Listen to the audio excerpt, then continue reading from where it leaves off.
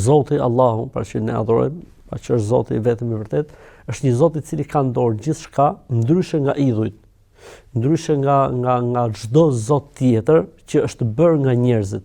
Pra Zoti është i vërteti, ai që është ai, pra i cili krijoi gjithçka dhe i cili meriton të adhurohet si Zot e tjetër, dhe Zoti i bërë nga njerëzit. Ky mund të jetë organik, inorganik, ky mund të jetë send, ky mund të jetë gjallës, ky mund të jetë krye se çfarë, po në fund fare, domethënë ka një fillim dhe ka një mbarim, ka një menaxhues, ka një krijues, qoftë edhe imagjinar, që mund të jetë mendja e njeriu.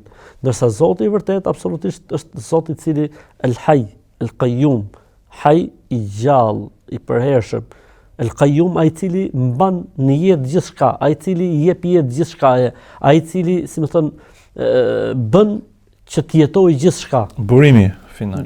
Pra, domethënë koncepti i Zotit nuk është një Zot i cili krijoi edhe tani bëni çfarë doni ju, ose si më thon rregullojeni vet, jo, ai mbikëqyr gjithçka. Normalisht na ka dhënë linjat, na ka dhënë aftësinë për të kuptuar ligjet e universit, ligjet e natyrës, ligjet e funksionimit të gjërave kështu me radhë, mirë po, në fund fare dhe në fillim fare dhe në mes fare, pra në gjithë situatën është Zoti ai i cili është ai i cili menaxhon situatën. Pra, nuk mund të jetë asnjëherë njeriu Zot, nuk mund të jetë asnjëherë njeriu i pavarur nga Zoti.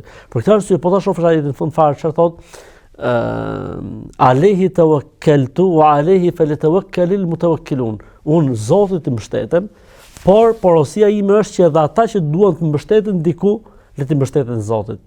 Sepse njeriu në natyrën e tij ka dobësi, sepse njeriu ka nevojë për vartësi dhe